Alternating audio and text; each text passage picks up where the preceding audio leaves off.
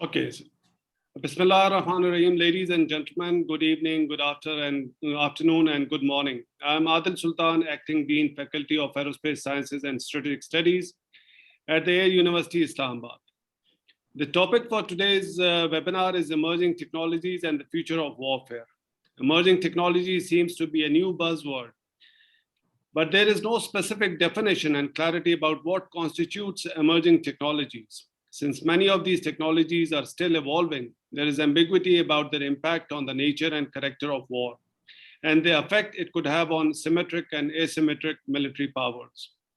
Some of the new technologies, if acquired by smaller states with advanced technological base, could also reduce the gap between major powers and relatively smaller ones, which in turn could further complicate the security architecture at the regional as well as at the global levels. Development of unmanned aerial vehicles, swarm drones, hypersonic weapons, robotic systems, artificial intelligence, cyber weapons, etc., and the absence of international norms to regulate these systems has compelled complicated security calculus of several states, thus triggering a new global arms race or technological competition, which may be focusing mainly on the military dividends as of now. Emerging technologies may also compel nuclear-armed and non-nuclear weapon states to change their postures. Nuclear weapons have helped prevent major wars between nuclear-armed states, but the new technologies may provide added incentive to states that want to use their military capabilities for limited political objectives. These dangers are more relevant in a region like South Asia, where one side is making efforts to deter the entire spectrum of military conflict, while the other side is continuously exploring means to wage a limited war by modifying its doctrines and by introducing new and destabilizing technologies. To understand the impact of emerging technologies on future wars, more specifically in a region like South Asia, the webinar would aim to discuss primarily the following key questions. Number one, what constitute the emerging technologies and how will these impact the character of war? Second, what could be the likely impact of new technologies on India-Pakistan deterrence dyad? Third, will it lead to new arms race and what could be the possible measures to prevent it? Finally, what are the possible options for countries like Pakistan to maintain strategic stability in the region? So before we commence today's proceedings, some housekeeping announcements for the participants, and the speakers also. All speakers will speak for about 10 to 12 minutes. This will allow us sufficient time for some question and answer session towards the end. Those who want to ask questions from the participants, please type in your questions in the question and answer window, and I'll try to take as many questions as possible. The speakers would also have the option to answer any queries or questions through chat window or Q&A window.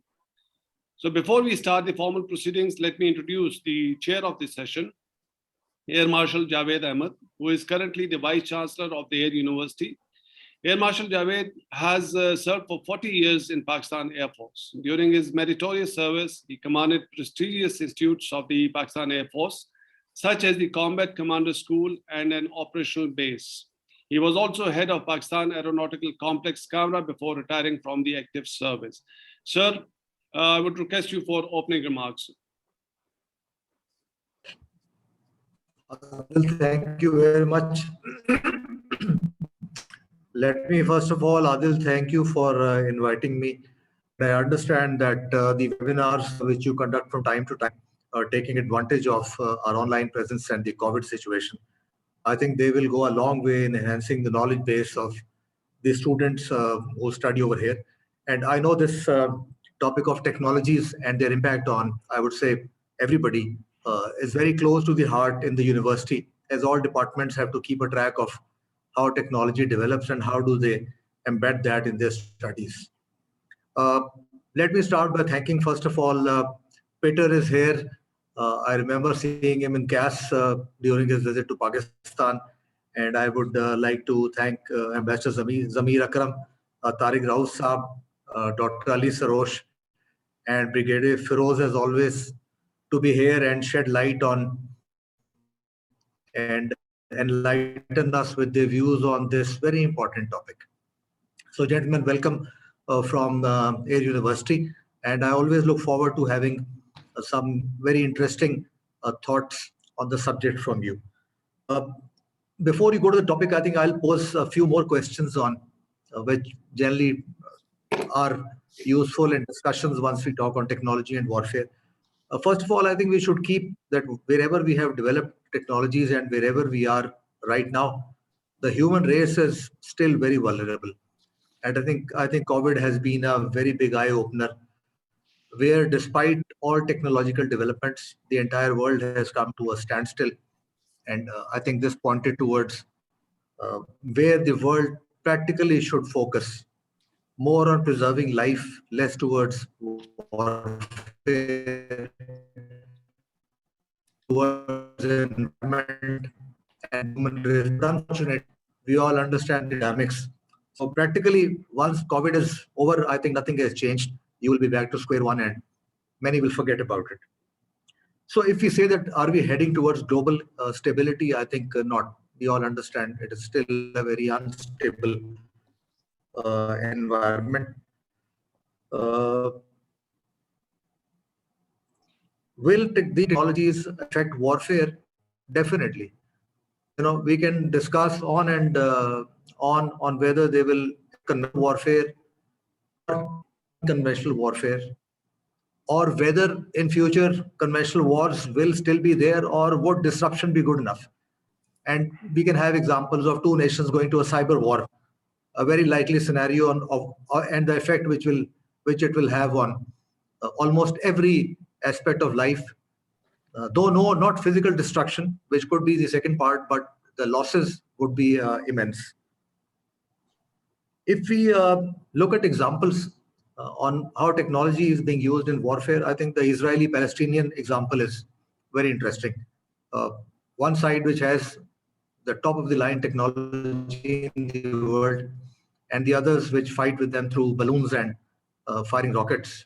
And with every rocket which you fire, you have to spend about $100 million intercept a single rocket, which I think costs a fraction. So this just points to the changing dynamics. I think the Afghan conflict is another example where a superpower stayed next door for the last 2 decades, and look where they are right now and what results and what has technology done, and where has this force which had almost everything which was for, and what results have they come to. And then there's the Yemen war going on, and how a small country can seek revenge by using technologies. So I think we have some very interesting uh, questions which we can pose in this uh, war and technology. So I look forward to our key speakers. Uh, I would maybe beg your excuse for some time if I have to leave for a moment, but I'll try to join back as early as possible. So Adil, thank you very much. I look forward to a very interesting discussion on this topic. Sir, thank you very much. So with this, I'll come to our speakers. Our first speaker is Dr. Peter Topeshkanov from Stockholm International Peace Research Institute, SIPRI. Peter is a senior researcher at the SIPRI Nuclear Disarmament, Arms Control and Non-Proliferation Program. Peter works on issues related to the nuclear non-proliferation, disarmament, arms control, and impact of new technologies on the strategic stability. From 2006 to 2017, Peter Topeshkanov was a fellow at the Carnegie Moscow Center's Non-Proliferation Program. Peter, floor is yours. Thank you so much. It's my pleasure to see all the participants and to have this timely conversation about emerging technologies and warfare and the issues related to that. I would separate my speech into several parts, with focusing them on emerging technology and warfare as a new development of tactics and of the phenomenon of war in the current circumstances. Of course, as Dr. Adil Sultan mentioned at the beginning, the emerging technology term is a buzzword now, covering everything.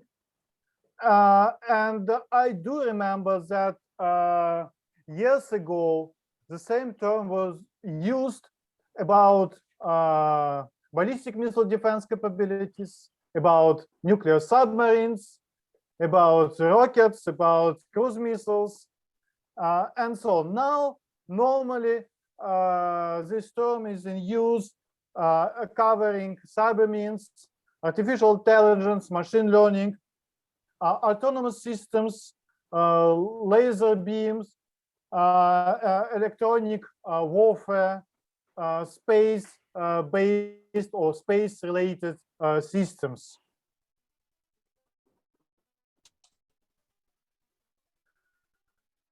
However, I wouldn't narrow this term to some kind of description, what it actually means.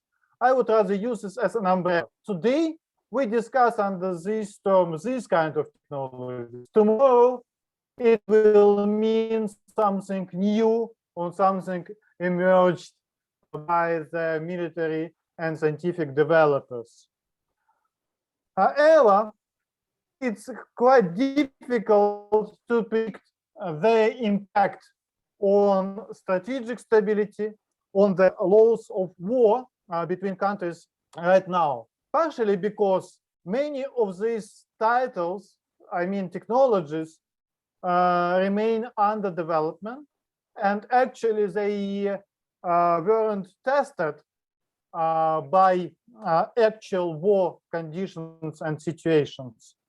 What we witnessed recently, it was just a tip of the iceberg. I mean, use of drones during the conflict between Azerbaijan and Armenia, or an example of using a combat drone in Libya. At the same time, we could suppose that countries like India, China, Russia, United States, and others, they use or test these technologies even in the armed forces.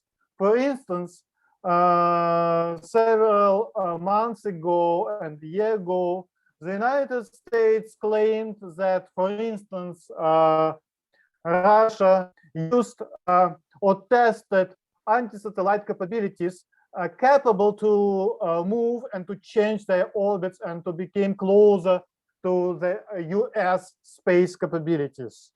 However, without these systems to be commissioned and to be bring to the armed forces, it's quite difficult to analyze the actual impact or how they change laws of engagements or laws of war. Here, I would mention specifically two kinds of issues related to emerging technologies. The first issue is about autonomous offensive systems. I mentioned a couple of cases, but there are actual programs under development in several countries about offensive capabilities. But it's not all where the systems can play a stabilizing role. It's about protecting or defending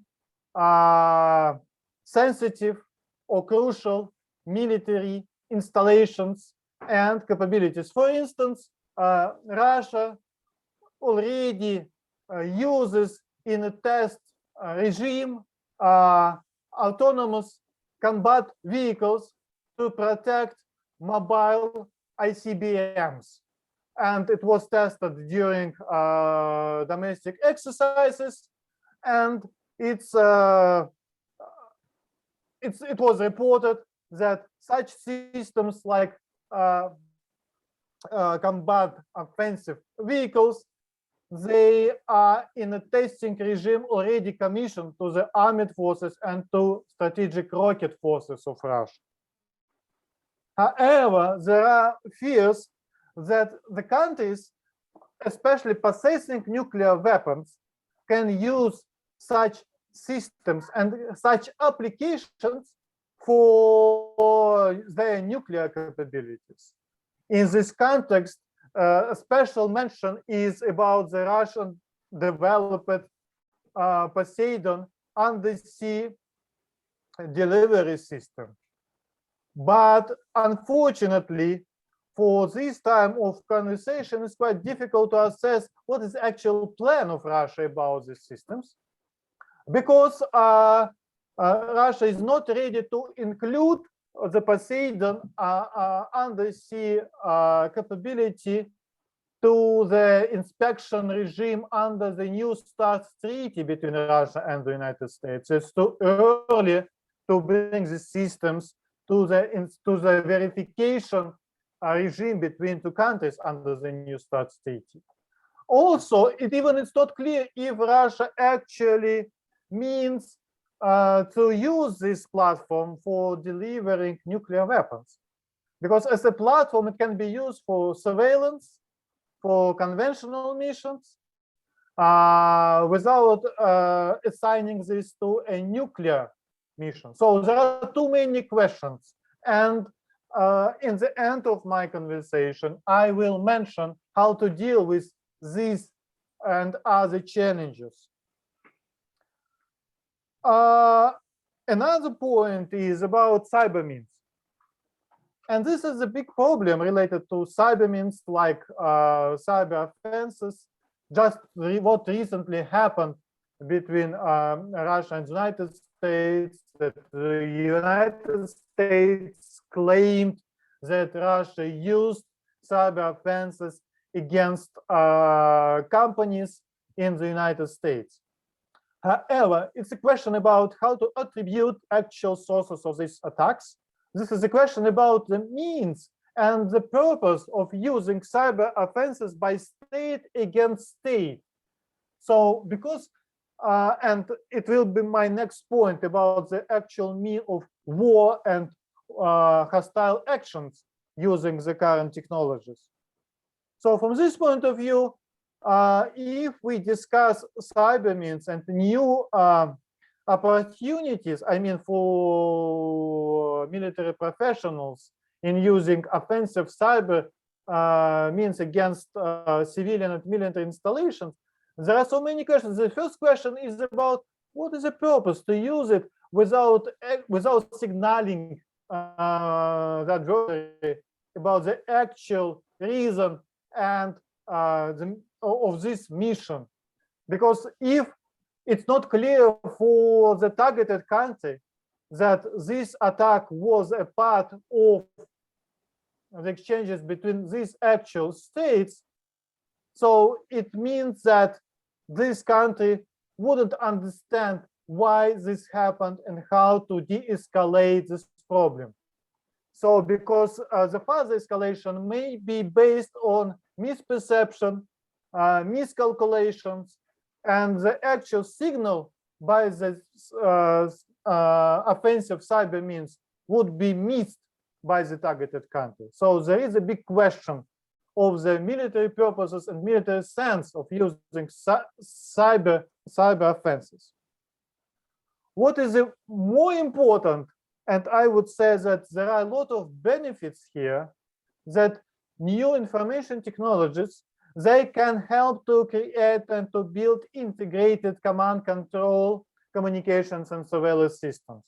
And these opportunities are here and already under development and even in use in several countries, including my country, Russia, which created this central information system for the armed forces and connected all the military branches to the general staff of the armed forces with this information technology. But again, there is a question how to protect such complicated information systems connecting all the branches and all the capabilities, including in outer space and in sea, against cyber attacks, against malfunctions, against human mistakes. And here, of course, there is a traditional solution, and Russia mentioned that at least this solution has two parts. The first part, to keep human in the loop, even in such complicated systems. But again, it's about statements, it's about commitment, it's about declarations by these countries. But it's difficult to verify if in such complicated systems, any moment, human operator controls everything. And here there is a big difference between civilian use of artificial intelligence and military use of artificial intelligence. For civilian use, it's like a black box. Like, for instance, an example as a Tesla vehicle. The driver used as basic sensors and basic screens, and he doesn't know and he shouldn't know how this thing operates and how to control all the changes in this system. As for the military people, they need to know and they need to control and to check all the changes in these systems any moment. To double check signals, for instance, from sensors or indicators from their screens about, for instance, incoming missiles, if it's about, for instance, risk of nuclear attack. And especially in the limited time, it's quite difficult to have double checks. And here we have traditional means of double check, including human intelligence. And then my two last points. New emerging technologies, they hardly change basic or traditional laws of war, but they can influence gray zone or exploration of gray zones of warfare when the countries are involved in hostile activities against each other without declaring war between them.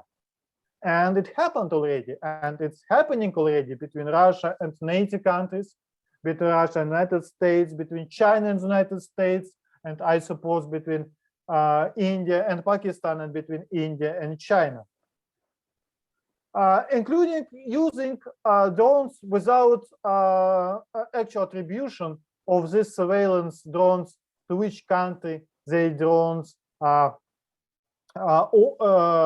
which countries they drones are owned. So, and this is an important issue, how to prevent using these emerging capabilities in hostile actions without actual declaration of war. And this is my final part of my speech, how to control these technologies and how to deal with these challenges related to these technologies. The first question is, to be honest, I'm very skeptical about arms control of emerging technologies like artificial intelligence, autonomy, and laser beams, and so on. The key point is the history of nuclear arms control didn't know any example when a system was banned with defined measures during the period of its development, before the time when it was actually commissioned. And here we deal with many technologies in the process of their development without actual timing and understanding how applicable and how essential these technologies will be for the armed forces next years. So that is why I would say that probably I wouldn't be so supportive for banning killing robots at this stage.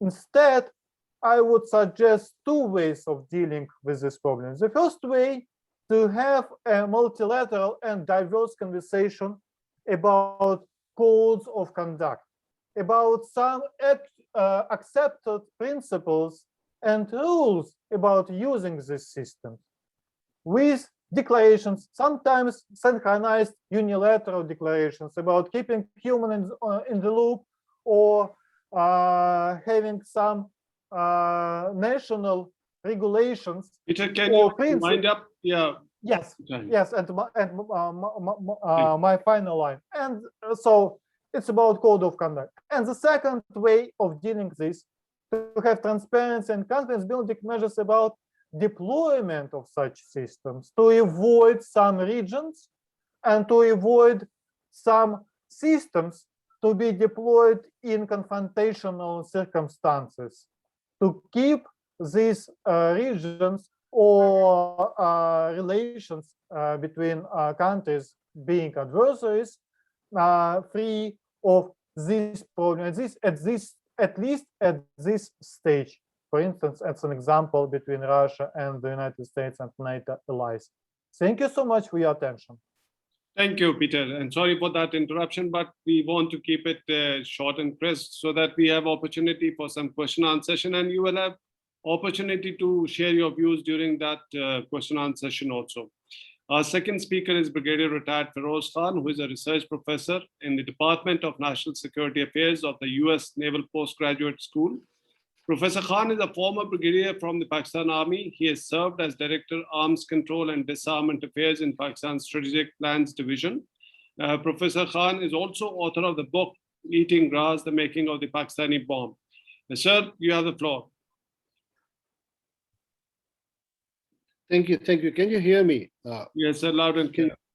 No, so I have to apologize, because I was unable to hear Peter because, maybe my internet was unstable or something. So if I'm repeating something that he had already covered, so pardon me for that, I will be short and crisp, because Adil, you and I had discussion over the phone over this project. So I'm only going to focus on one element of these very emerging technologies, which is called sort of drone warfare in South Asia, or the potential of drone warfare in South Asia. I've been recently involved in many of these track tours and many of these seminars on this particular subject for several years. So most of the perspectives that I'm going to share is going to be what perspectives are sort of here on the Western side in the United States on these emerging technologies and how they view regions of the world. Because you live in there, so you know your region, you know your own problems much more closer. So my part here is to explain to them what the South Asian problems are and how South Asian crisis and the character and nature of South Asian war and how these technologies actually do apply on that. So now this is a long subject in 10, 12 minutes. I cannot, in some other time, if you wish, you can come and talk for a longer duration, but I'm going to focus very closely on the characteristics of drone and its impact on the changing character of warfare. That concept paper talking about, am I right on that, or the thematic part? Yeah. And then how does it peculiarly apply in the question of South Asia? So obviously, when a question of this nature arises here with this kind of a framework, the most important question is, how is this particular technology situated in the larger scheme of things of military modernizations, as well as the peculiar nature and character of warfare in South Asia in particular? So, and obviously I'm alluding to a much larger topic, but I'll make it brief for you. So number one element here was that this particular technology, UAV, or you may say, drones, are of two characteristics. One is, of course, surveillance drone, and that South Asia has been more familiar with surveillance drone compared to lethal drones. And the lethal drones experience of South Asia is only, in this case of India and Pakistan, it's only Pakistan, but Pakistan has been on a receiving end using for the last 20 years of different categories. When the US was using drones on the Pakistani territory, but that drone experience of Pakistan was a very different nature, because drones, intelligence, and it was technologically operated from Pakistani territory, used in the Pakistani territory with the help of the Pakistani intelligence on ground, which is very, very different compared to the nature of drones' technological advances that is enabling drone to actually operate in hostile airspace. What we saw, and I think Peter was alluding to that. Sorry, Peter, I couldn't hear you. In Middle East, recently Yemen and Syria and other places. So given the nature and characteristics of South Asian crisis, which I will not go over you because I think you're much more familiar, the unique nature of an armed drone is that it carries out two peculiar characteristics in the same weapon system. And those two characteristics are that it can give you a constant watch in terms of ISR capability, and at the same time, it can give you precision strike. The big question now is it manually controlled where you have decision makers to actually make to strike, or are these weapon systems getting so autonomous in nature, especially when they get artificially enabled one? That opens up another Pandora box, which I hope we can you hear me? My internet seems unstable. That opens up a completely different Pandora box, because then it gets into the ethics of warfare, the morality of warfare, the principle of armed conflict, and so on and so forth. And then it gets into the biggest worry is that there is no other region in the world, and mark what I'm saying very clearly, why worried? There is no other region in the world. There are two opposing parties, both are nuclear armed countries.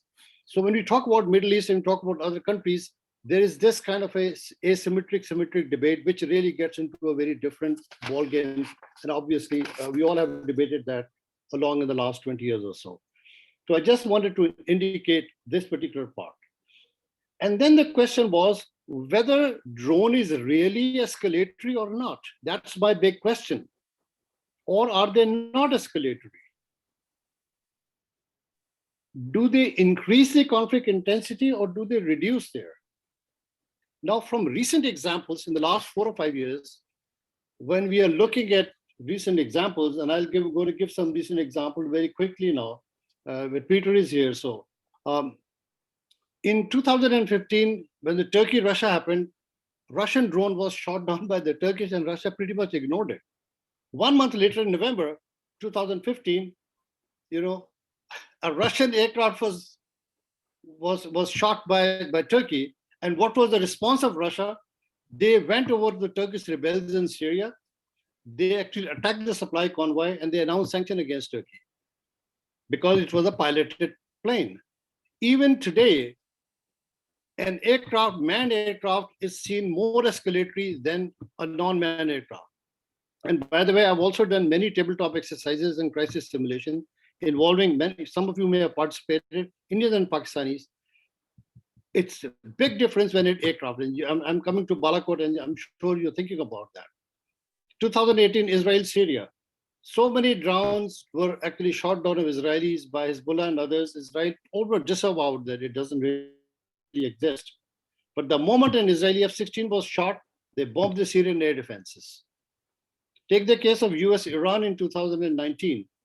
They shot down the MQ-4C drone of the US, and the US response was, well, what the US response was cyber. It was non-kinetic response. And even President Trump declined, said, well, attacking Iranian bases would not be proportionate to shooting down an unmanned drone. So we have a paradox here now. If we look into this, this means that decision makers are more likely to use such technologies which are unmanned, which means drones enable decision making to actually make it easier for them to make a decision to use them more in crisis.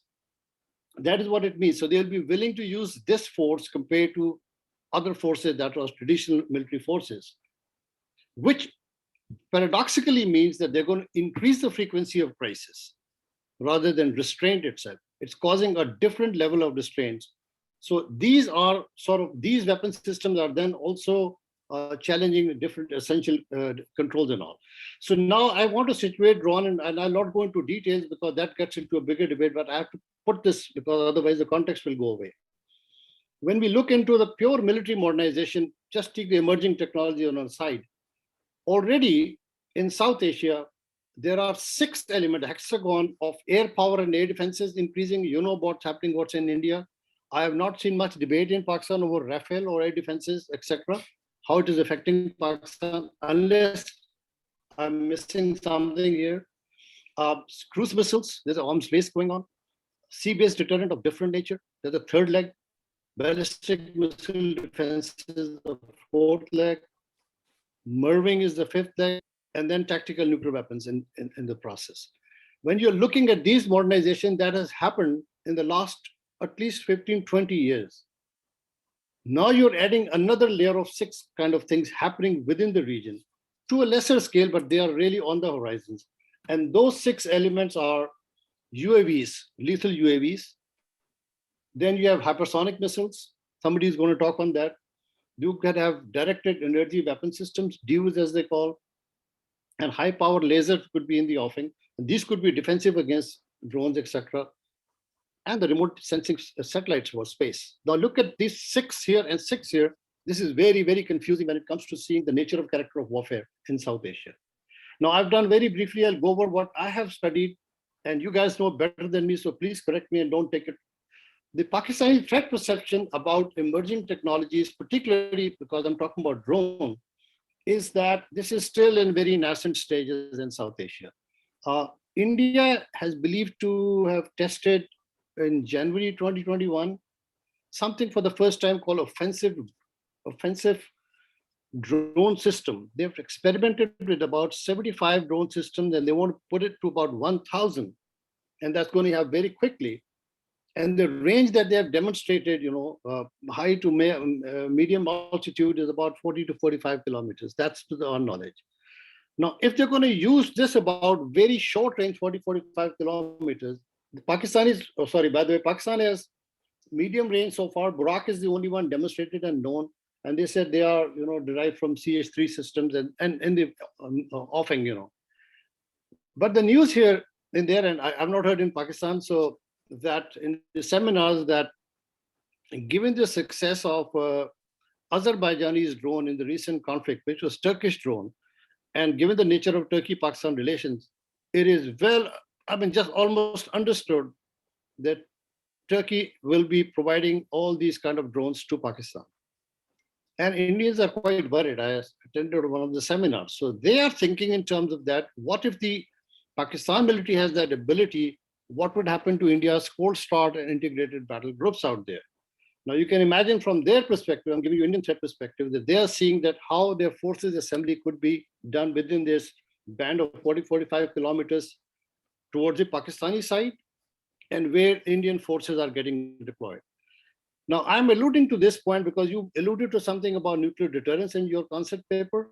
This is what happens that if you look into a band of the borderline where Pakistani conventional defenses are there, in that mix of that 40 kilometers band, your tactical nuclear weapon, namely Nasr, will be deployed because it has only 60 kilometers range. So at least it has to appear in that 40, 45 kilometers band where the Indian drone swarms would be now attacking all those forces.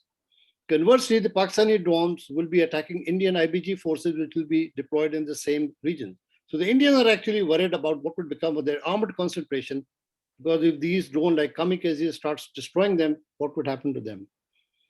And I don't know whether the Pakistanis start believing that with this dual capabilities of drones and satellites and those capability, it will not be as easy for Pakistan to flush out their tactical nuclear weapons from peacetime storage to the battlefield during crisis. You'll have a serious Goldilocks dilemma. I'm saying Goldilocks dilemma to get it just right. Before the war starts, imminence of war, during crisis and war, or is it too late by the time you try to pull out the weapon system, the war may even be over because that. So you have this little dilemma that this actually does so.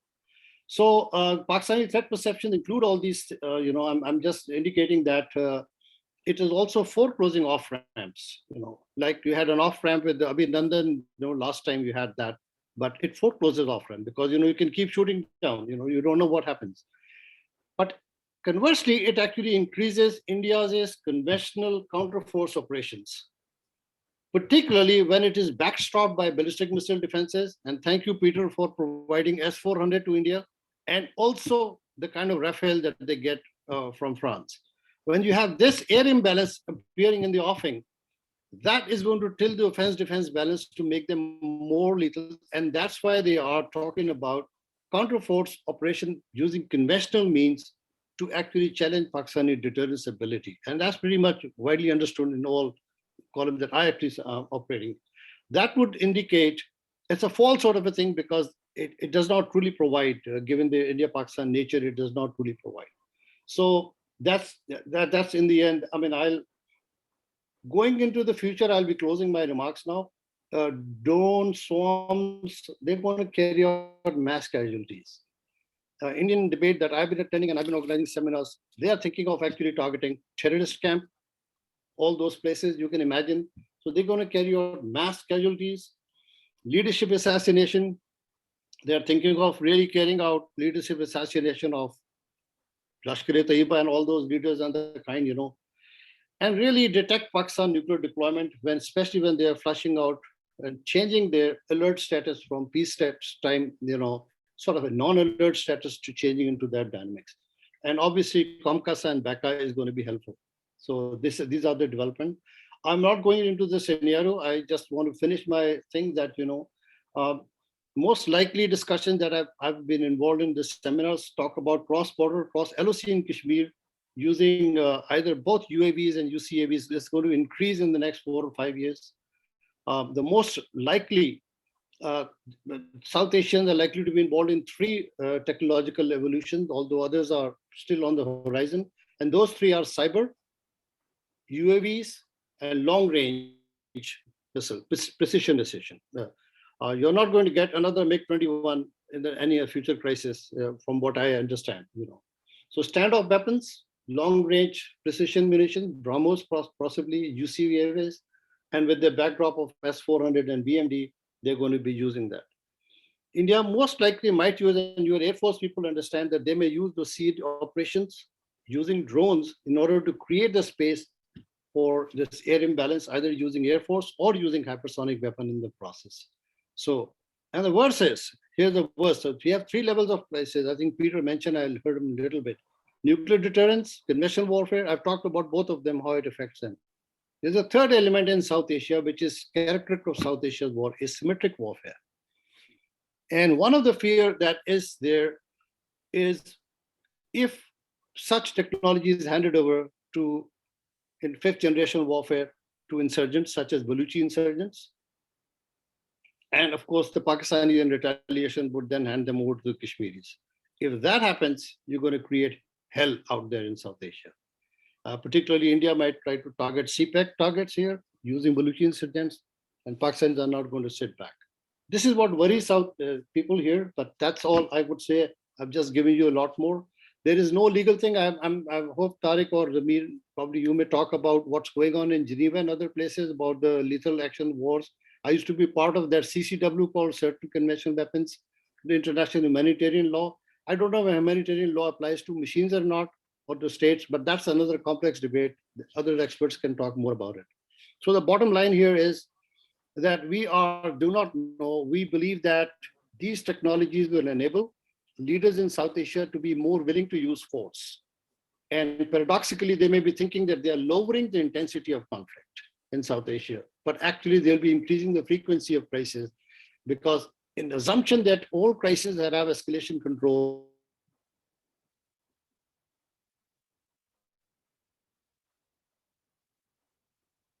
Sir, thank you. We lost for the last 2 seconds. Thank you. Anyway, thank you very much for interesting scenarios. I'm sure it will generate interesting debate also.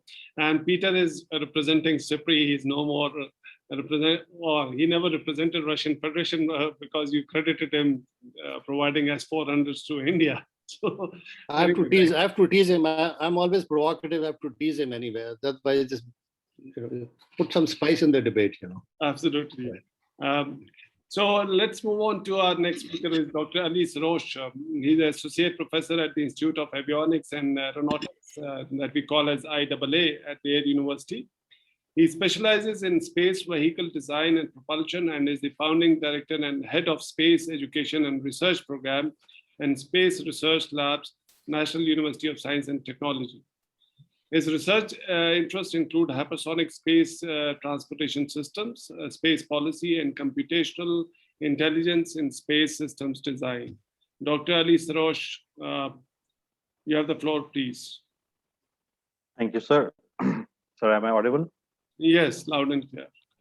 All right, sir. In the galaxy of such wonderful intellectual people, sir, I find myself very, very small insofar as my capabilities are concerned. I have prepared a small, couple of slides because I want to mix the technological features with the social features. So if you allow me, sir, can I have the scenes shared for me, sir? Yes, made you co-host. You can share your slides. Okay, yeah. Thank you very much, sir.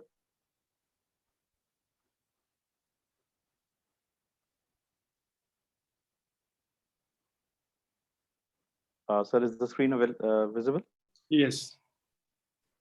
Right, Bismillahirrahmanirrahim, and thank you for having me here, sir. I'm Dr. Ali Sarosh, and I'll be talking about the hypersonic weapons technology and its implication in the future warfare. As Dr. Adil has already mentioned, I spent a couple of years researching on hypersonic technology, especially with regards to scramjet incorporation into the systems. That was mainly with regards to space transportation, commercial space transportation operations. Nevertheless, missiles are no different from that. So I start with I start with the fact that in June 2018, Aerospace America published an article where they cited diplomat website saying that Pentagon reported to Congress earlier the year that China had conducted 20 times as many hypersonic tests as the US. And the most noteworthy had been the November test of DF-17, which was capable of striking 2,500 kilometers. Now, this hypersonic flight test could have been a handy way for future space travel, but nevertheless, the industry leaders, which are now Russia, China, and the US, had all shifted the emphasis to the weapons technology, and that was a big shift. So the question was, what exactly triggered this change in the dynamics of the future warfare? And the answer lies in this very simple drawing. The concept is overwhelm the enemy's missile defense systems, stay low than the ground radar detection and tracking, and yet be high enough not to be shot down by a surface-to-air missile. And then just the technology option needed is to penetrate the enemy's defenses without getting noticed and not allowing any sufficient amount of time for the enemy's missile defense response to get generated. And we have two options here. Now, this actually then triggered a lot of debate because for some reasons, the US military was behind the Russian and was left behind actually, and as far as the technology was concerned. And then they came up with this, have come up with this idea of $3.8 billion package for the hypersonic related research. And the idea is to bring up a weapon that could attack priority targets promptly with improved accuracy and without being shot down or facing defeat by the enemy's missile defense system. And so the race just heats up with Russia and China. So as far as we are concerned, as far as the weapons, hypersonic weapons are concerned, three words actually define them. The first is prompt, accurate, and undefeated. So we generally define these systems as being ultra high speed, low detectability, high survivability, long range platforms that can deliver both kinds of warheads. And when we talk about ultra high speed, we're actually referring to something very hypersonic and well in excess of 5 Mach numbers, which is 5 times the speed of sound. Low detectability is not about RCS or any other means. It's about creating a trajectory that does not get detected by radars. And by high survivability, we're looking at future weapons that are very, very maneuverable, and they are flying at altitudes where the ordinary SAMs may not be able to catch them. So basically what we've done is we've divided these weapon systems these days into two categories. The rocket boosted glide systems and the rocket boosted cruise missile system that have these scramjet engines. And they look very different as they are as visible in the picture here also. The blue glide system has a big rocket and it follows by, and at the tip is we have like the DF-17 has a very, very maneuverable vehicle, whereas the scramjet engine has a standalone engine of its own, which gets powered up after the rocket has lifted off. Now, when we talk about these characteristic weapons, so there are certain characteristics of these weapons that have to be taken into account. They are all the hypersonic BGVs. They are all placed in the in their trajectory by boosted vehicles. But essentially, how do they stand different from the ICBMs and the IRBMs? They have a very high degree of maneuverability, and which is coming from both the aerodynamic and the thrust vector controlling. they follow a very novel trajectory of staying well low, very low, low enough that the radars cannot detect them. So it's usually called as a depressed trajectory, and that keeps them below the radar's azimuth. They are very, very difficult to be tracked, therefore, because they're continuously continuously maneuvering, and so it becomes very difficult for any AI-based system, any computational intelligence system, any radar tracking system to predict their flight path. And by the time the flight path gets detected, it's already too late. The missile has already entered the terminal homing phase, which it is doing either on its own or in collaboration with other missile systems. Right. So I've actually put together the trajectory of both these things, because that just clarifies a bit of understanding on subject. Because they get launched, as we can see on the left side, and then at the second red dot, we can have the separation. The BGVs, they go almost to the edge of the atmosphere and then make a kinetic re-entry, and they make a gravitational entry, and they are almost about 40 to 50 kilometers before they get to be detected by the ground defense radars. The cruise vehicles, on the other hand, they separate from their booster vehicles, and then the scramjet engine comes up and it accelerates the vehicle straight to the hypersonic Mach numbers, and then it's only in the last 40 to 50 kilometers that any of the ground radars can actually detect them, but it's already too late. And they are maneuvering fast, and they are changing their target very quickly. So it's very difficult to predict which particular target they're going to hit. Now, a look at who are the major players. I've actually divided these major players on 3 different levels. The core is with Russia, China, and the US. And I've on purpose marked the Russia and China in different color, because as you can see on the right-hand side of the legend, these are the only 2 countries which have the hypersonic weapons technology developed and now deployed for a national defense. The US, on the other hand, has all the ingredients, but they have not been very quick as far as the development was concerned, and hence they do not have any officially deployed units as far as the hypersonic weapons are concerned. So, but still they are almost there, and now they have pumped in a lot of money in order to just catch up with China and Russia both. On the outer circle is India, France, Japan, and Germany. We usually consider them as countries who have substantially advanced level of applied research into this field, and they are now capable of doing ground testing. And India has already demonstrated their scramjet propulsion units. They have already exhibited a number of test units, and same goes for France for their scramjet units. On the most outer circle is actually Iran, South Korea, Israel making an entry into this corridor, and these are countries which we usually consider as new entrants, and they have reasonable level of foundational level research put into this field, and so they can in the next 5 to 10 years be at least in the outer circle, as the outer circle countries continue to enter into the core circle. So this is generally the play field of this whole of this hypersonic weapons club. Now, a quick look as to how what all weapons have finally gone into the operations. We see it's actually just Russia mainly and China. What is more interesting here is that there is a particular kind of weapon which is showing up again and again. Of the 4 types of weapons that have gone on deployment, only one is the hypersonic cruise missile. 3 of these weapons are actually the BGMs, or the booster glide weapons. And this is primarily because the world has realized the fact that it is more useful to rely on time-tested technologies.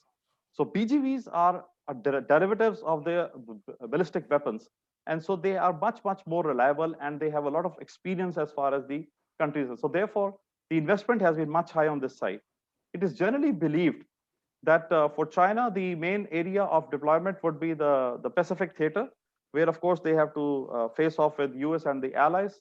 And for Russia, it is generally considered to be the Western NATO area. That is the theater where they have to face off with the Western NATO countries. But of course, as we all know, these theaters can shift, and these are very flexible weapons, so they can be moved and can be deployed very quickly from one theater to the other. Coming to the fact that there are certain countries who are actually developing and working very hard on this thing, is actually the R&D which is going on. As we can see, there's a long list that the Americans are working on the programs, the CPS, the LRHW, the ARRW, and the TBG, and the Hawk program. And again, if you see here, there's a particular trend coming up that whether it is US, whether it's China, France, Japan, India, everyone is concentrating on developing a particular kind of breed of weapons, and that is again the BGMs, the boost glide weapons in this category, because again, they have a shorter development time, they have a quicker deployment time, and they are far more reliable as far as the technology is concerned. The hypersonics, the scramjet technologies are in Kong 2, the Wave Rider, the Hawk, which is again a derivative of the X-51 Wave Riders.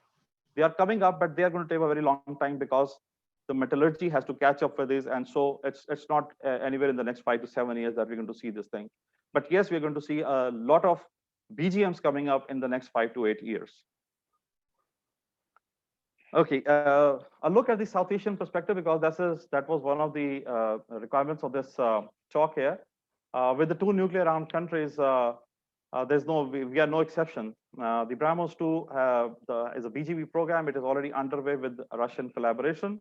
And despite there have been a significant number of delays, the program is now scheduled to deliver an initial operational capability in the next about 5 to 7 years time, somewhere around 2025 to 2028 timeframe. But there is another program India is actually working on, which is the Hypersonic Technology Demonstrator Vehicle. This is a scramjet program. And interestingly, despite a lot of resistance on many parts of on many countries that this may not be as successful, they have very successfully tested the scramjet at Mach 6, and the test was repeated again with new parameters in September 2020. So this is a big development as far as the technology preparation is concerned, and as far as the development of BrahMos goes. Although BrahMos 2 is a BGM, but HTDV will be a derivative which will use the successful experience of BrahMos 2 as well. Now, how does it affect the South Asian region? This is invariably going to drag this place into a new arms race, and that's what is happening. And South Asia already considered to be a nuclear flashpoint. The biggest threat that this weapon is going to create, and I have specifically written it down, is the possibility of the region getting dragged into this arms race. A predictable nuclear platform is now getting replaced with an unpredictable one, which will for sure lead to an unintended and possibly uncontrolled escalation of situation in the future. This is all happening on the back of the fact that we are one of the world's poorest populace and barely managing to live after the COVID-19 scenario, but this is what is happening. Now, in my reckoning, there are a few advantages that we can draw from this program. For example, if not for the weapons, that the hypersonic technology can actually be incorporated into our space programs, as the learned speakers already mentioned this thing, that we can employ this, and the low-cost space access is one of the best solutions that we can draw out of this program. We can actually create a collaborative research scenarios where the region engages in developing space solutions for the coming generation, and possibly get rid of these carcinogenic solid fuels and get it replaced with something more cleaner and greener for this environment. So this is as far as South Asia. So as I say, this dark cloud also has a silver lining. So my green part is actually the silver lining that comes with this dark cloud. On the global level, the New START Treaty has already been referred by the learned speakers, and what we need to do is that there is a 5-year extension which has been given to the New START Treaty. But this New START Treaty has certain limits as far as the definition of weapons is concerned. It applies to weapons that actually fly apply to weapons that can fly for no more than 50%, or more than 50% is ballistic. So for weapons that are less than 50% ballistic, this treaty does not apply. So that means that the BCC may have to actually sit down and redefine the New START limits. And in redefining the New START limits, it means that anything which is less than 20% ballistic, which is the booster part, or less than 15% ballistic, which is again the booster part, this treaty will have to account for it, because the result of this weapon is more catastrophic, more unpredictable than even the ICBMs or the IRBMs that we all know. Bringing China into this envelope is going to be much more difficult, especially with the trade war going on and the depth of mistrust growing every day. But unless we do not bring all three parties on the table, and the three bigs are not there, there's going to be no controlling of the HSW or the hypersonic weapons regime. In Pak, as far as South Asia is concerned, we already know it's a nuclear flashpoint, and we are now dragging in a new technology, and this technology is being supported, of course, from outside. So there has to be a restraint. Pakistan has to go in with all its energies to bring about a restraint on the transfer of technologies, which is taking place into the Indian hypersonic weapons program. It's not indigenous at all. It is getting support, and that support has to stop, because otherwise this program is going to tilt the balance so out of favor that there's going to be a mad race going on after some time in another 5 to 7 years in this region, which is, again, as I mentioned, the poorest in the world. So I just put these few points together for the hypersonic weapons and options for Pakistan. We need to bring in all the diplomatic channels to pressurize India into preventing the HSW technology acquisition. But at the same time, we have to sign on the capacity building for hypersonic technology, because this is the future of space transportation. We have to build in the human capital. We have to go collaborative within the region, intra-region and inter-region. And then we have to also build the technology infrastructure. The fundamental technology infrastructure needed for hypersonic weapons is hypersonic wind tunnels. We don't have a single one here. On the other hand, we have about 7 to 8 in India, and any country that is planning to invest, whether for the space purposes or for the weapons purposes, will have to build the technology infrastructure, which is hypersonic wind tunnels, and which of course, we can start working on that part. And then we can actually make a program to employ this hypersonic technology for commercial space transportation. That should be our prime objective.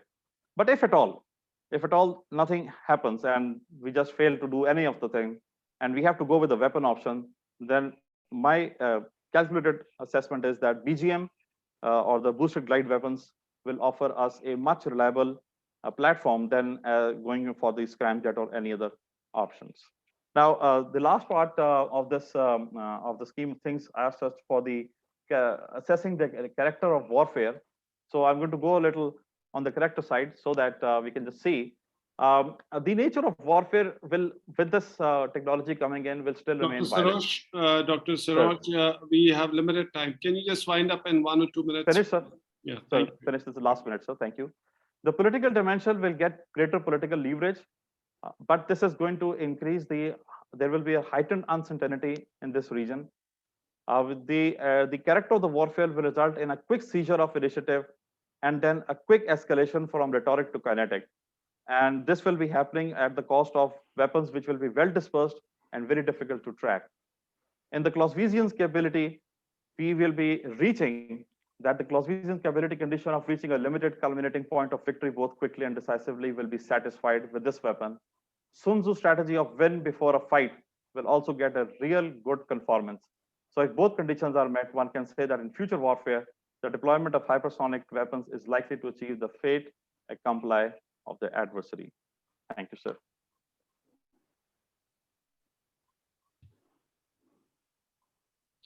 Thank you very much, Dr. Saroj. Very interesting presentation.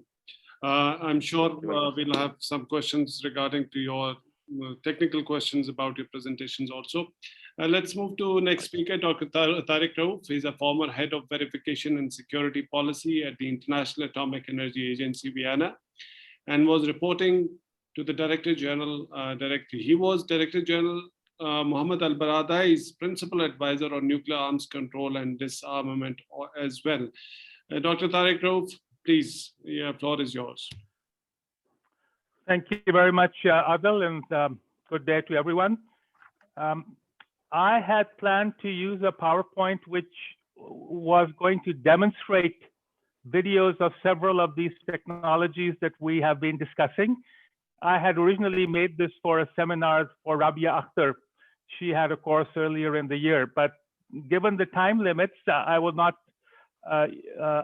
focus so much on the presentation, but I have a conceptual, in a sense, a conceptual reading of the problem.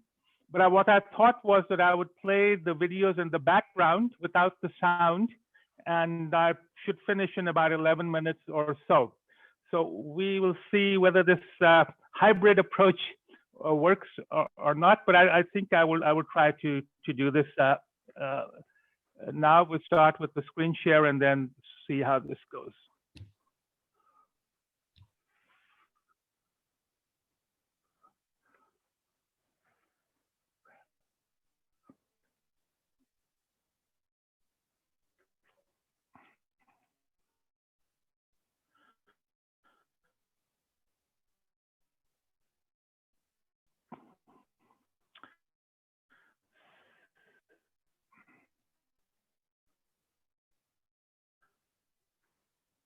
So are you, Adil, is the slide visible? No, it's not visible. Now it's visible. All right. Now it's visible. All right. Well, let's see if this thing works. I don't think it's working. So let's forget about the slide and we will just go about the old-fashioned way. And at some other event, one can do the slides. So in March 2001, futurist Ray Kurzweil published an essay arguing that humans found it hard to comprehend their own future. It was clear from history, he argued, that technological change is exponential, even though most of us are unable to see it, and that in a few decades, the world would be unrecognizably different. We won't experience 100 years of progress in the 21st century. It will be more like 20,000 years of progress at today's rate. And this is what he wrote in The Law of Accelerating Returns. And Kurzweil then became the director of engineering at Google, and we have seen where Google has gone from where it started with regard to Google Street, Google Images, and so on. Last year, UN Secretary General Antonio Guterres observed that technological advances are moving faster than our ability to respond to or even comprehend them. So when we are talking about emerging disruptive technologies, one of the questions is how can we distinguish between a disruptive and a non-disruptive technology? All new technologies that come into use in warfare can be called disruptive. In fact, the whole purpose of fielding a new technology is to change the status quo. Under this standard, all new technologies could be considered disruptive. The fundamental difference between disruptive and non-disruptive technologies is primarily a matter of degree. That is, does the new technology cross a line between evolutionary or revolutionary change to the status quo? Another factor is that technologies that improve tactical performance can combine to produce a revolutionary result that disrupts strategic balance. Emerging disruptive technologies are an unavoidable reality in nuclear weapons policy, bringing both risks and opportunities. As we all know, strategic stability defines it as if neither side has or perceives to have an incentive to use nuclear weapons first, out of the fear that the other side is about to do so. So during the Cold War and even today, the nuclear armed states seek policies, forces, and postures that generally try to meet three criteria. So in times of crisis, criteria one, there should be no incentive to be the first to use military force of any type, nuclear or otherwise. So this we refer to as crisis stability. In a crisis or conventional conflict, there should be no incentive to be the first to use nuclear weapons, or first strike stability. And then neither side should believe that it can improve its relative position by building more weapons or arms race stability.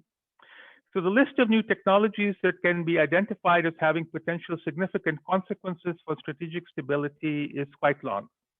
These include broadly applicable enabling technologies such as artificial intelligence, and we've had reference to that, biotechnology, especially genetic engineering and synthetic biology, quantum computing, and cryptography. They also include categories of counter-space weapons, encompassing kinetic weapons, non-kinetic physical weapons, such as high-powered lasers and microwaves, cyber weapons, and electronic jamming and spoofing.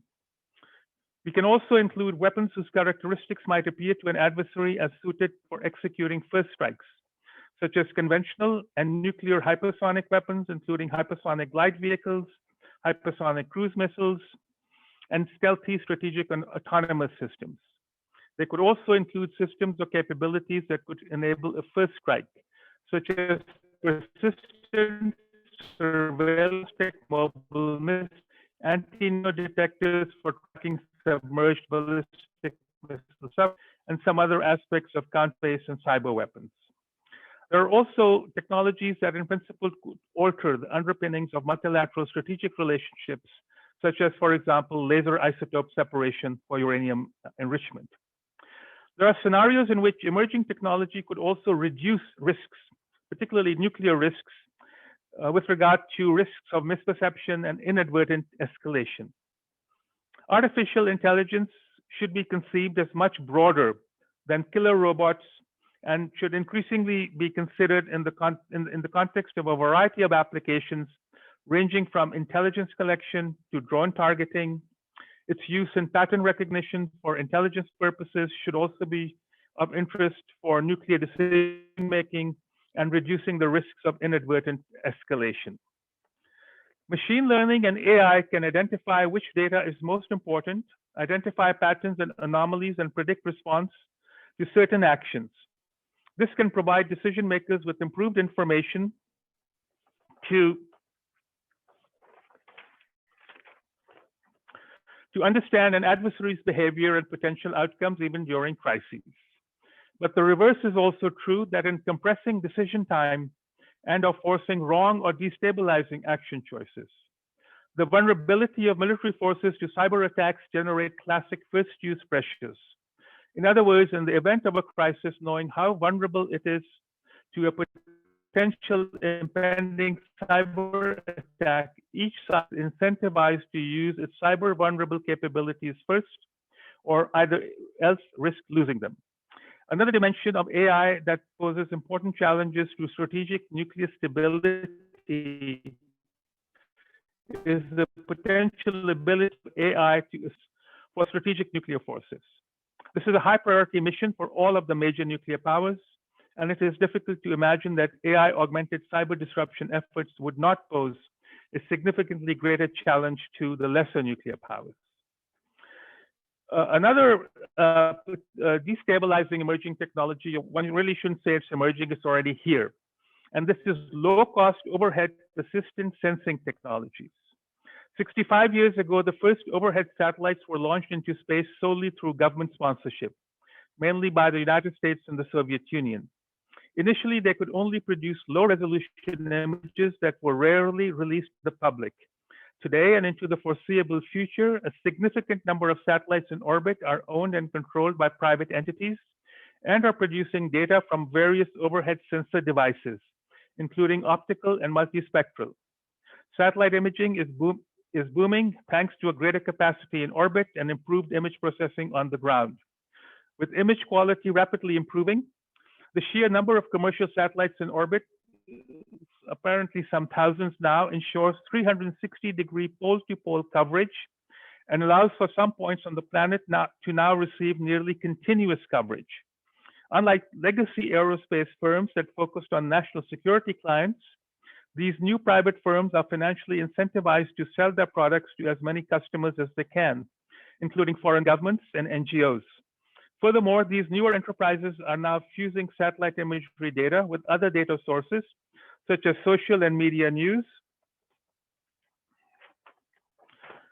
feeds, allowing users to search for themes such as geopolitical conflicts, energy resources, natural disasters, and obtain data feeds curated by location, e.g. ports, pipelines, and borders. I might point to you the recent investigations carried out by NGOs, for example, into the downing of the MH17 Malaysian airliner over Ukraine and the location of the Russian anti-missile system that is supposed to have shot down the MH17. And there are other areas where non-state actors now are impinging on the decisions and policies of states through using these data feeds from these persistent low orbit satellites. The result of all this growth over the past few years has served to significantly lower the cost and volume of high resolution imagery. This means that individuals or small groups can purchase images and order up new images for a few $100s. In addition to the greater availability and lower costs, these advances in sensor technology, coupled with big data analytics, small satellite and drone technology, improved inter-satellite coordination, and other relevant technologies advance the prospect of maintaining a continuous monitoring capability over strategic targets of interest. While such a capability would be of limited interest against silo-based ICBMs, ballistic missile submarine bases, and strategic bombers, it could provide the basis for a more substantial capability to maintain a track of mobile ICBM launches, even when they are flushed from their bases. Of potentially greater impact would be a coordinated fleet of underwater anti-submarine warfare drones that could seek out adversary ballistic missile submarines. The long-term invulnerability of SSBNs, representing an assured second strike capability, then could be called into question at some point if technological trends continue. And I'm here referring to also anti-neutrino detection technology that can also be used on an aerial sensor to trace the movement of submerged submarines. While countermeasures are conceivable, they appear unlikely to be able to completely offset the new threat to SSBN survivability. So what are some of the questions that we should be asking as analysts and policymakers? How will the development of emerging or disruptive technology impact the stability of a crisis between one or more nuclear actors? So some of the questions would be the technology deliver or enable the deliver used to deliver a disarming first strike that eliminates an adversary's ability to retaliate with nuclear weapons. Again, if yes, to what extent does this technology confer a significant advantage in first strike capabilities that an adversary would be more likely to launch first, that is to preempt?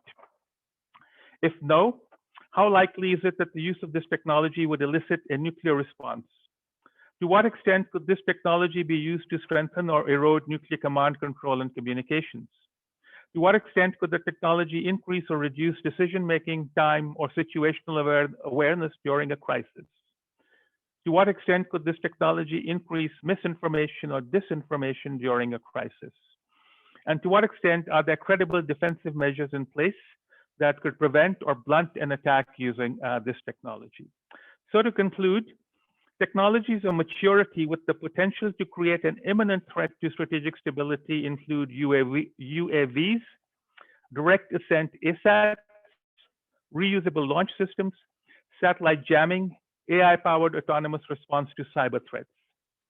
Technologies of low to moderate maturity with the potential to create an imminent threat to strategic stability are directed energy weapons, AI-powered missile defense, offensive cyber, intelligence, surveillance, reconnaissance, space robotics, and autonomous systems, small satellites for ISR and position navigation and timing, or PNT, space quantum communications, hypersonic systems, and quantum computing.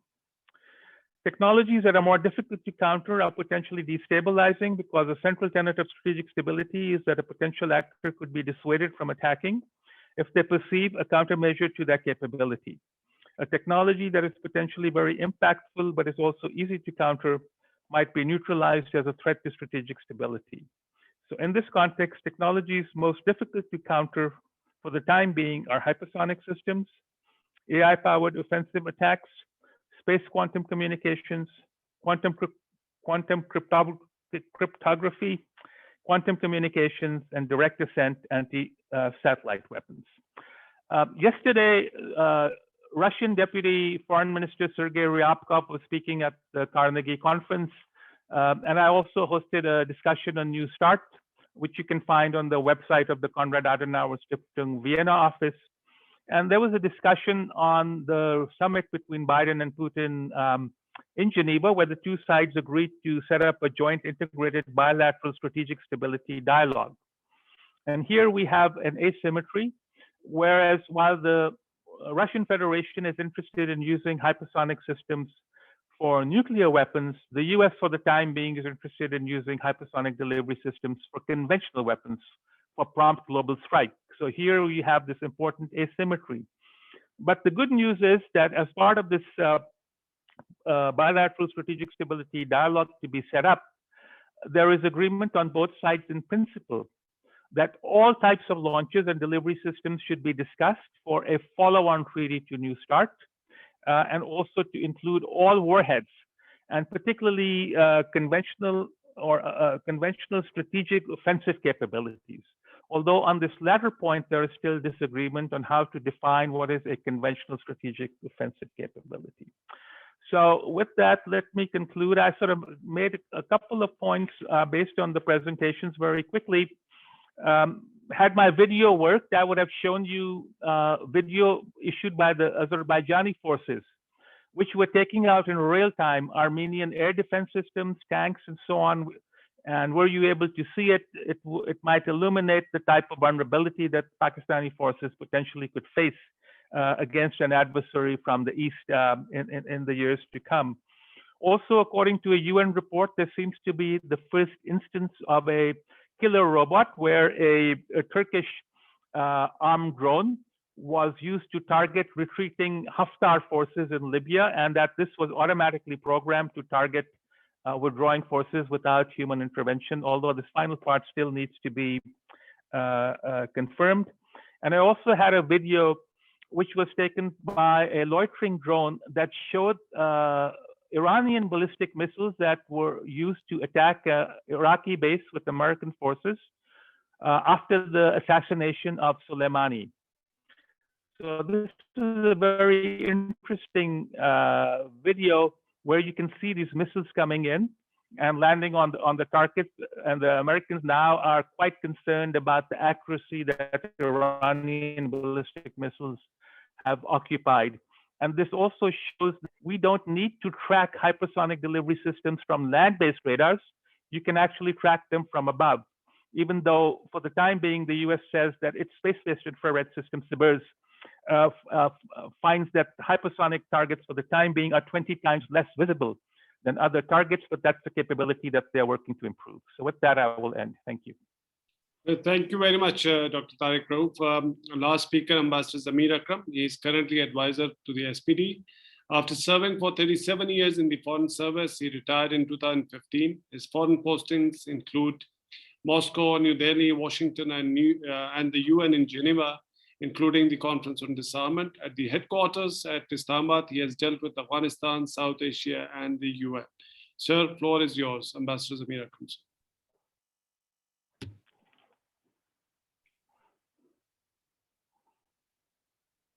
So can you unmute your...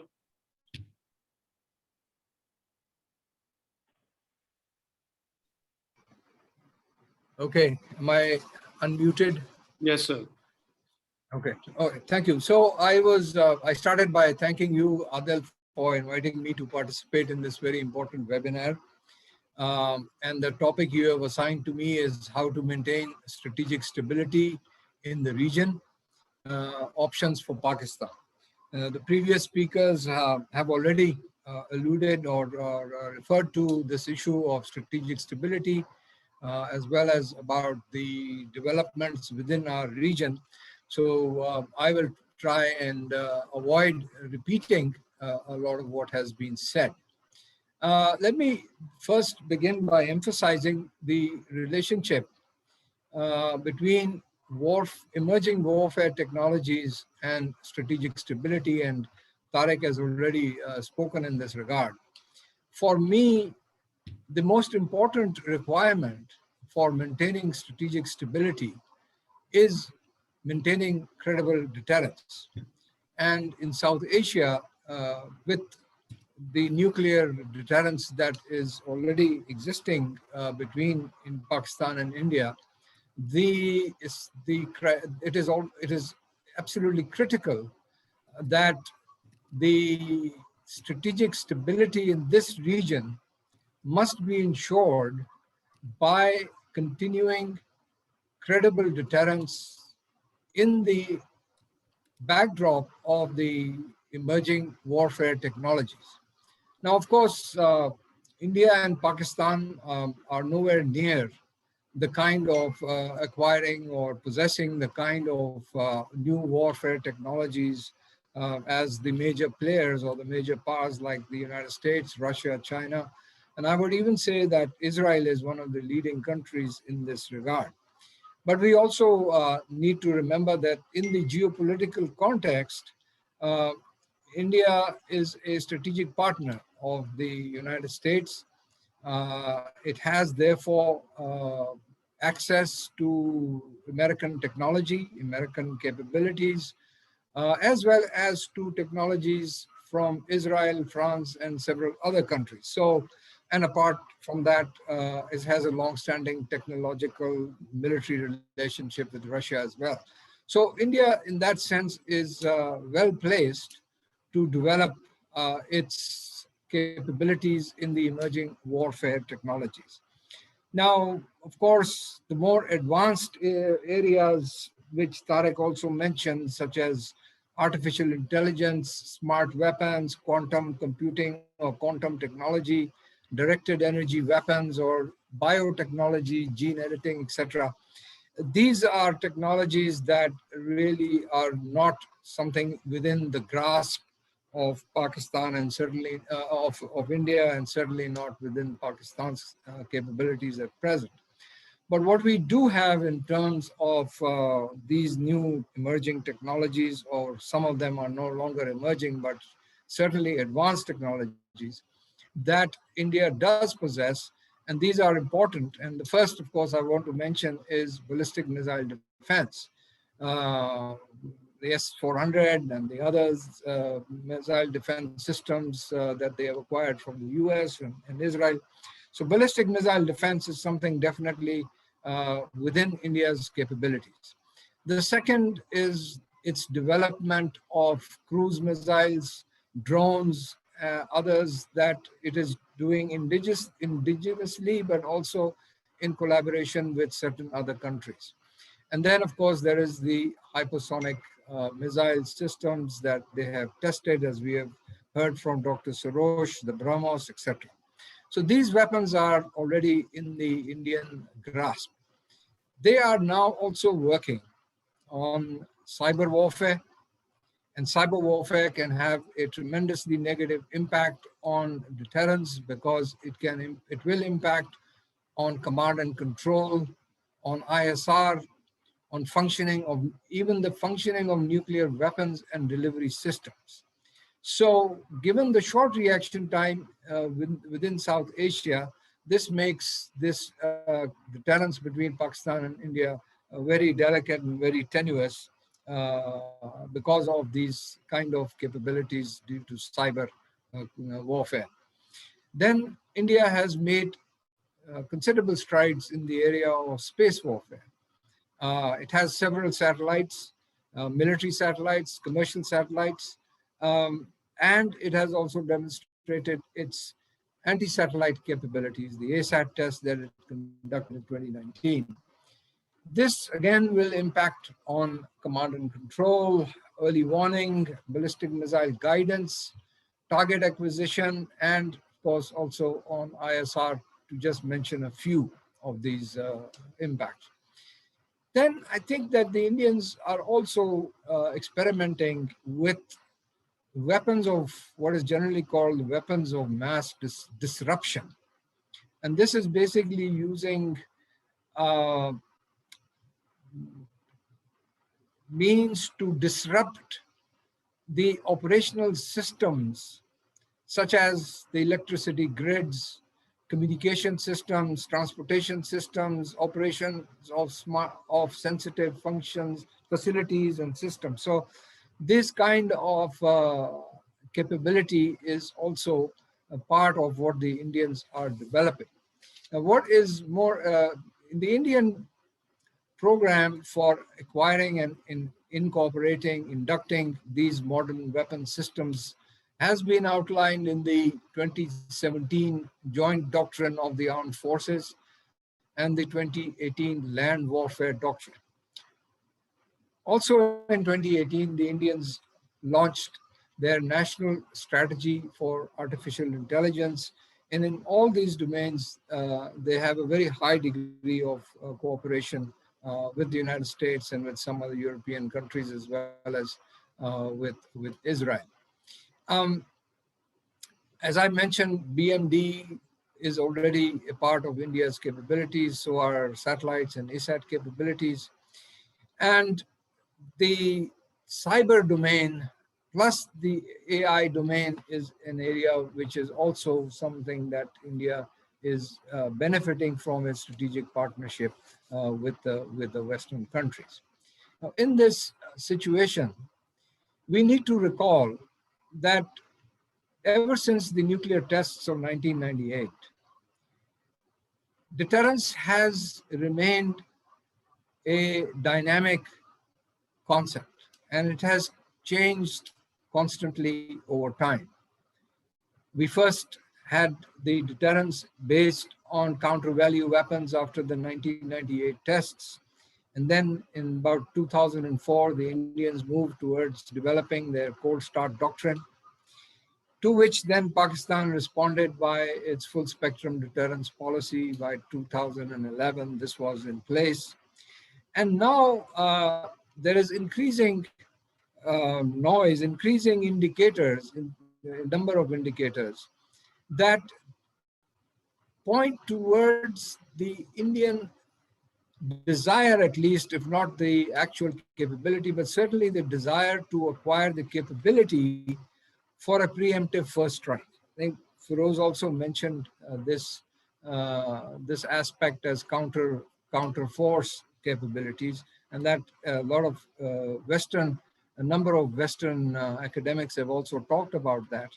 So the preemptive first strike option is something that would be based or would rely on these new emerging technologies, BMD, satellites, ASATs, and the rest of it that I have mentioned. And in that sense, Pakistan will need to develop its own capabilities to respond to these changes in the force capabilities of the Indians. Now, what are the options for us? I think it is obvious that it is critical for Pakistan to continue to maintain credible deterrence in the future. But we do have limitations, and we need to recognize those, and those are financial and both technological. We have a small technological base. Our financial situation is pretty weak. And then I do not agree with, or I do not think that the option that Dr. Sarosh mentioned about diplomatic outreach to prevent India from acquiring technologies in these new domains is going to work.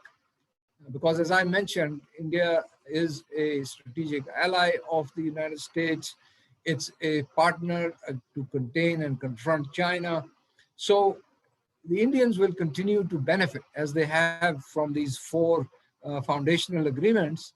They will continue to benefit from this kind of cooperation.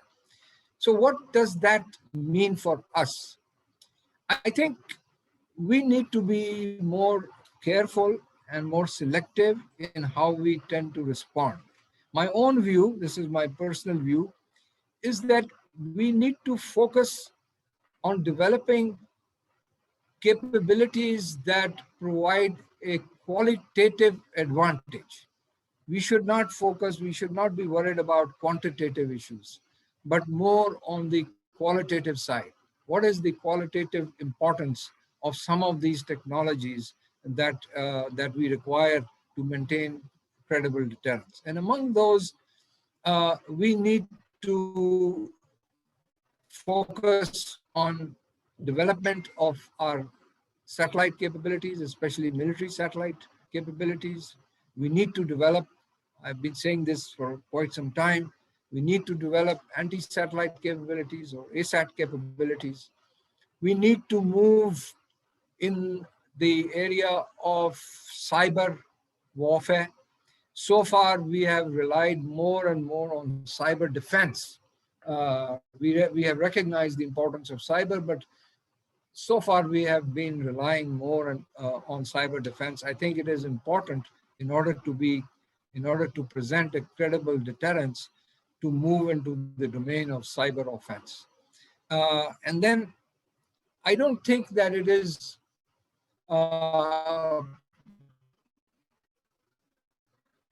effective for Pakistan to develop a defense system. First, ballistic missile defense system is not a really very reliable option. It can always be penetrated. So I would say that instead of developing BMD systems, we should develop systems to penetrate the Indian BMD system. And this is an area where work has already been taking place. We have developed cruise missiles, and we are also developing MIRV missiles for the anti-ballistic missile or to penetrate ballistic missiles. But I think we also need to, in looking ahead in the future, we cannot ignore focusing on artificial intelligence systems, artificial intelligence weapon systems. I know that there is a center now for developing artificial intelligence, but we need to move very rapidly on this in this direction. In fact, in all the directions that I have mentioned, we need to move with a dedicated purpose to develop our capabilities in this area. Now, because of the limitations that we have, I think it is absolutely essential for us to find partners in helping this, as the Indians found partners to help them. I think that we need to engage with China in this regard, and we need to explore the possibilities of what kind of assistance, what kind of cooperation we can develop with China in these areas in the future, in order to maintain strategic stability in South Asia. So I think I've exhausted my time. I will end here. Thank you.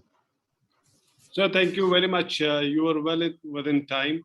Thank you for that. That leaves us some time for a question and answer. So I'll request the attendees if they want to ask any question from the honorable speakers, worthy speakers.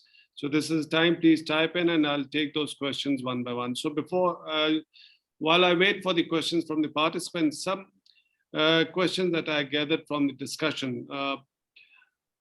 Peter, you must have read this recent New York Times article about David Sanger. I think he wrote about cyber being the more important issue between the United States and Russia in the future of strategic stability. So how do you view that? Is it that important, or is it just a perception that is being built?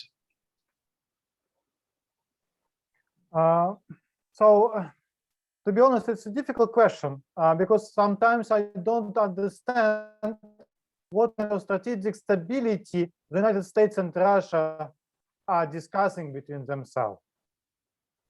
Is it a neo-sense term, as for instance, Joe Biden referred during his press interview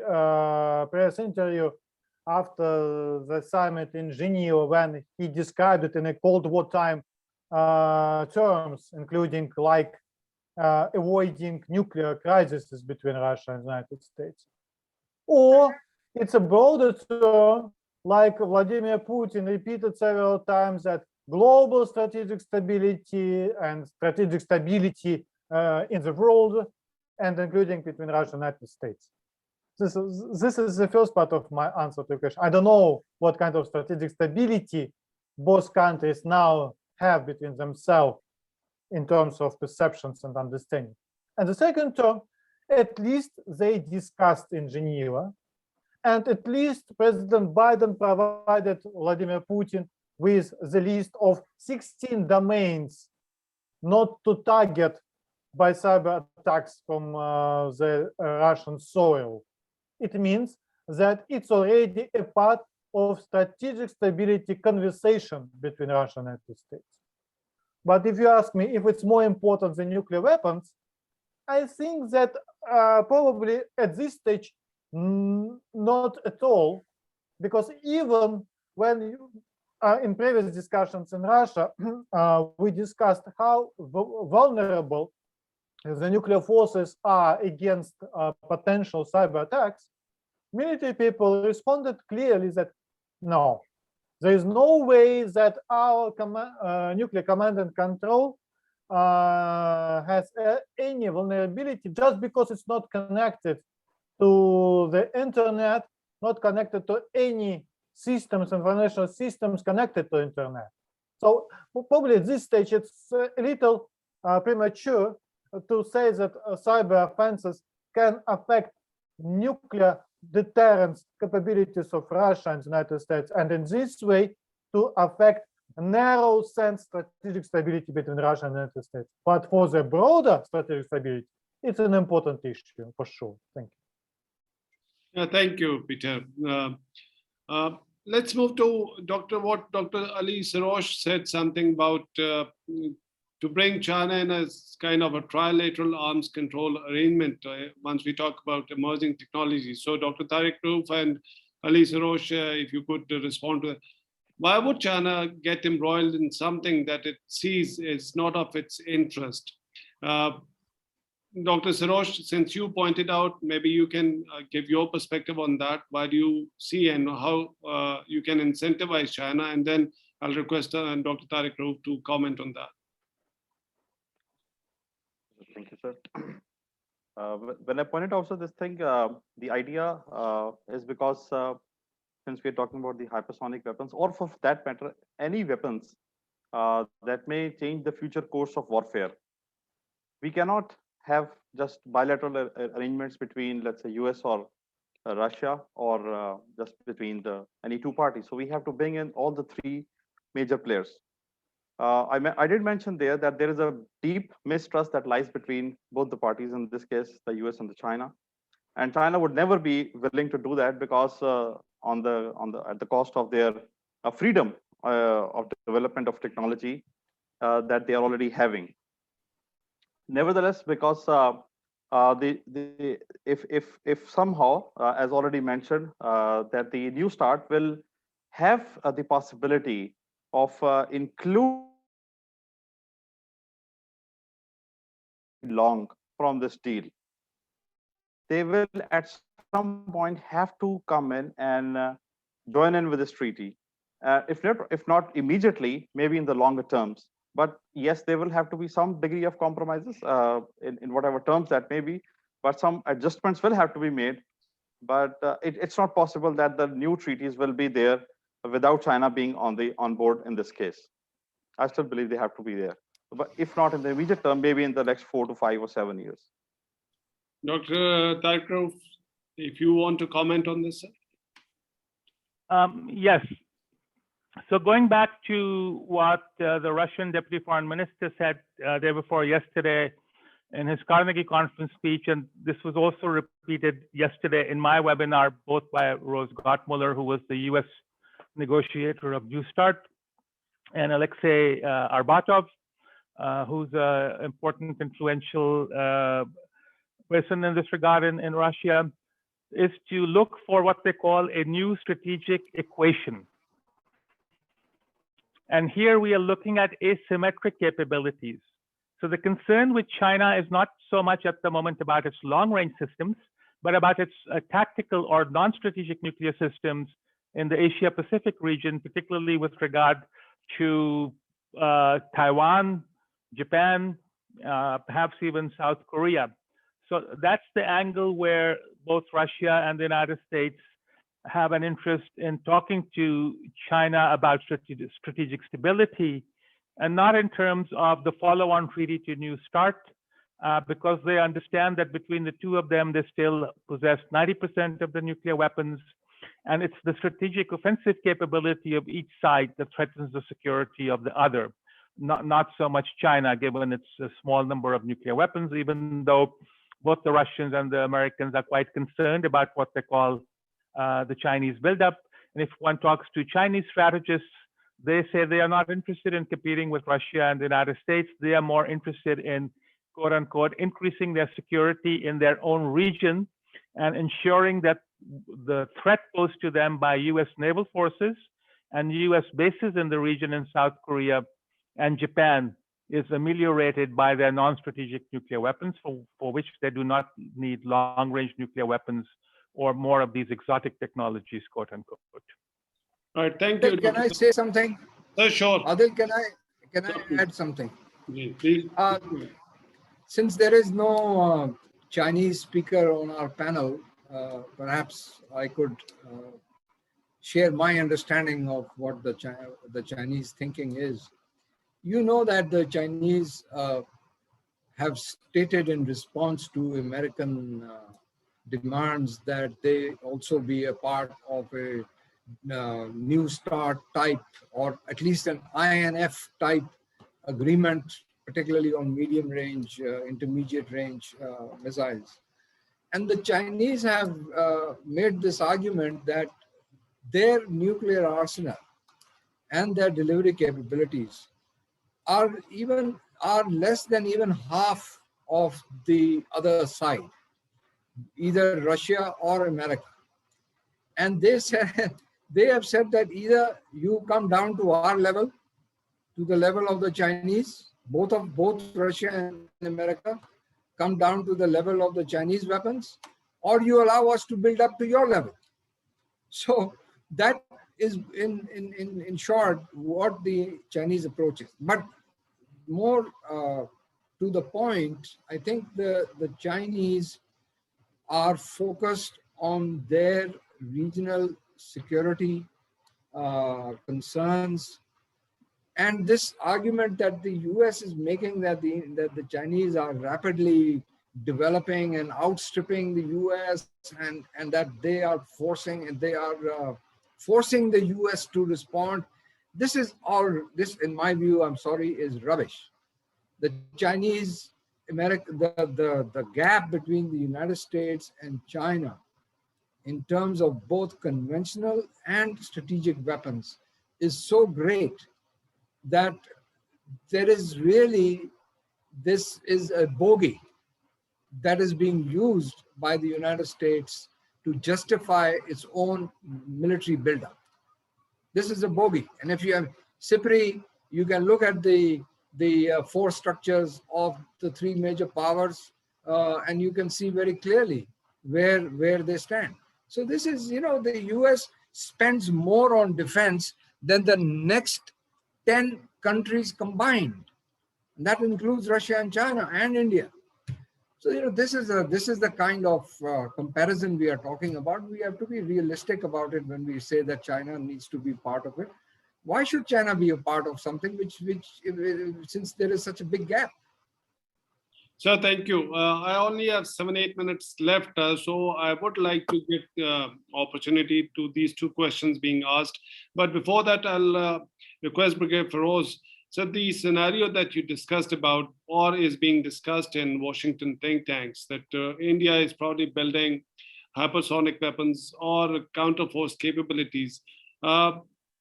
I have also written, and some of other people have also written, yes, there could be a possibility as to deter Pakistan from the early deployment, as you also alluded to, early deployment of short-range ballistic missiles.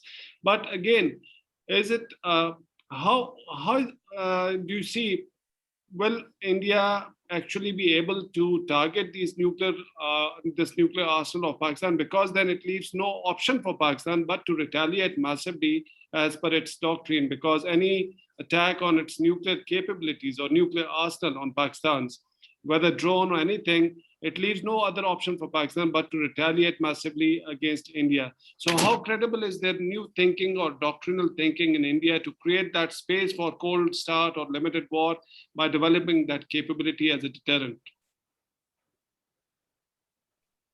Adil, we had very little time to discuss all the nitty-gritties of these details. If we are really looking into in terms of the character and the changing character of South Asian deployment and other patterns that Zamir and others have already talked about it, you will see that in the last 20-21 years, starting from Kargil down to present time, the intensity of the violence has decreased, not increased. Think about how intensity the Kargil was, and then the deployment of 2001 and 2, that was coercive deployment and didn't go anywhere.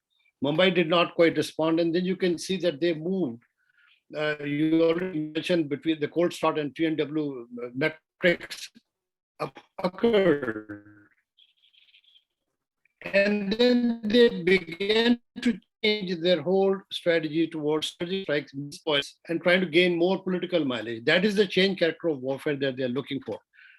But a large number of studies done based on Indian intentional, indicating India's intentions, because their leaders have talked about decoupling their nuclear doctrine against China and one against Pakistan. And about the nature of the requisitions, which Sarosh and all others have just pointed out in their presentation, that's a clear indication that they are looking at counter-force operation of conventional kind. Now, your question is whether they're going to succeed or not. I do not think so. The reason for that is it's a study, and I think I'll refer that. I'm blowing my trumpet here. As far back when I was in CMC, I wrote a paper called A Missile Stability Regime in South Asia. That is in 2003. And especially Dr. Sarosh, I want you to really study that part. There is a question about survivability metrics that in that paper, which talks about that the number of missile systems, if they are mobile into the battlefield or anywhere, the probability of destruction of those launchers, mobile launchers, if there are 20 mobile launchers moving around, the probability of destruction is 1 to 2, 10% maximum. 2, and you increase the number of the 30 to 40, it really reduces close to 0. There's no question that the weapon system cannot survive, which is where the instability is lying. Because the problem with the Indian side is, and now I'm saying this because of not scenario, we have participated in those scenarios, what the Indians actually do. They have no means to recognize what battlefield system is appearing in the battle. There's no way to recognize the two. They're going to be attacking all the systems that appear in the battlefield or in their ranges. So there is no agreement that you don't know which system is what. I mean, if somebody is moving at speed of aircraft now, they would not recognize which one is where. So they're certainly going to target some nuclear capable system in the battlefield, no matter how you do, how you describe that. But in order to carry out destruction, that is not possible, even with all these technologies that are being talked about. Can I just say one more thing, because I may not get a chance, because I wanted to add to what Ambassador Akram had said about what the Pakistanis should do, and because my internet went away, so I couldn't say that to you. I can simply say what the Pakistanis could do. And here's my 2 cents worth of advice, First of all, in order to create stability, the Pakistanis should begin investing, given the economic constraints that you're investing in new technologies, in 21st century deterrence ability, not trying to get back to the 20th century deterrence that so far they've been doing. Investing in those things which are dated and which are tried and tested does not matter for them. Redundant systems do not need to be your money, or your money should not be going in those directions. So you can do greater reliability in stealth technologies. I mean, I'm not going into big items, stealth technologies on shafts and balloons and very passive sort of technologies, greater emphasis on electronic warfare capabilities, and of course, cruise missiles was already pointed out, and these are the technologies that we mentioned about, that this is where the Pakistanis should be actually really investing. What I would seriously suggest for Pakistanis to really do that, because you got smart ideas, every seminar I attend. Pakistani Joint Services Headquarters or somewhere, you should establish an office of something called net assessment that must carry out the perfect assessment of everything that we'll be talking about in this seminar, and then carry out what your budget really allows and the kind of technology that is available to you, both from friends, and Dr. Zamir Akram talks about friends of Pakistan. They're easily available to you to carry out those balances despite the technological superiority. You can easily do that. But that assessment has to be done. What is the smart technology? Hey, if the Pakistanis can do a smart lockdown, you can do a smart deterrence at the same time.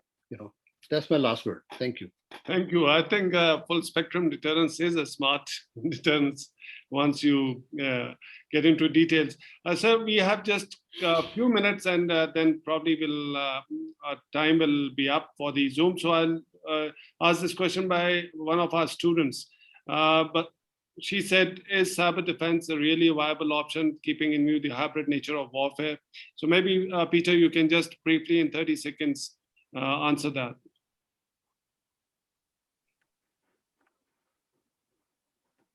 Well, it's again, it's a difficult question, because it's a question about not just defensive capabilities installed or integrated into strategic assets and military assets. It's also about the human culture. I would like just to give you an example. The example when the Vizag naval base installation was under attack, cyber attack from China, happened not because of very complicated offense from the Chinese soil, but because of the low culture of a concrete person who used a flash card to connect it to the laptop not connected to internet. So I would say that the cyber defense starts with a better culture of operators and of people involved in operating of strategic assets. And then we are moving to a more complicated system of cyber defense, but it's a long conversation. I just don't want to hijack your time with this discussion, and I will be happy to continue this conversation. So thank you very much. There was another question by Mustafa Ahmed, but probably Dr. Tariq Rauf gave the response, and that question has been deleted from the window. This comes to an end because time is also running short.